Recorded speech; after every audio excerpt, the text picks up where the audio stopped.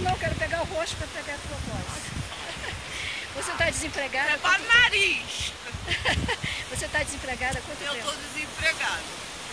Mas você tem procurado? Procuro, boba. Mas falaram um pouco de vez com você. Mas você está procurando aonde? Aqui na Barra? Estou procurando qualquer coisa. Vendedora. Mas me fala uma coisa, você teve aqui, você acabou de me dizer que você teve aqui na Barra, porque alguém te prometeu alguma coisa. É, mas aí ficou de falar se eu for lá de vendedora. E se apresentar com venda? Mas aí você não... O que aconteceu? Você não está esperando. Tem que esperar. Aí você mora onde aqui no Rio? Eu moro em Santa Cruz. Aí você está fora de casa há quantos dias? Eu fiquei 2 meses já. 2 meses se bobear. Por que você não tem casa? Por causa. Com minhas irmãs, elas me ajudam um pouquinho só. E aí de vez em quando você sai para dar umas parecidas? Não, não fui parecer.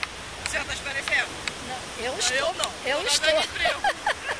Pois é, eu digo assim, esparecido da casa das tuas irmãs, dá uma folga para elas. Foi a forma que eu Dou te folga para elas. Mas foi e isso que eu ajudo de longe. Pois é, é essa pergunta que eu quis fazer. E ajudo, né? Não tô lá perto, tô ajudando. Pelo amor de Deus, que esse povo nunca tá no lugar, né? Pois é, quando você sai um pouco da casa, a casa deve estar sempre cheia, né?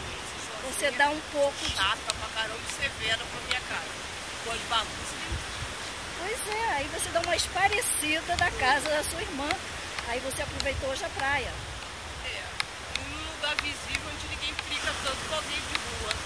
Nossa, cara, Ninguém acontece briga. muito, realmente. Pessoa de rua, quando dorme pelos cantos, vem pra praia, fica sentado e ninguém briga. É, infelizmente. E a parte da quentinha, não sabe onde está toda hora quentinha. Infelizmente.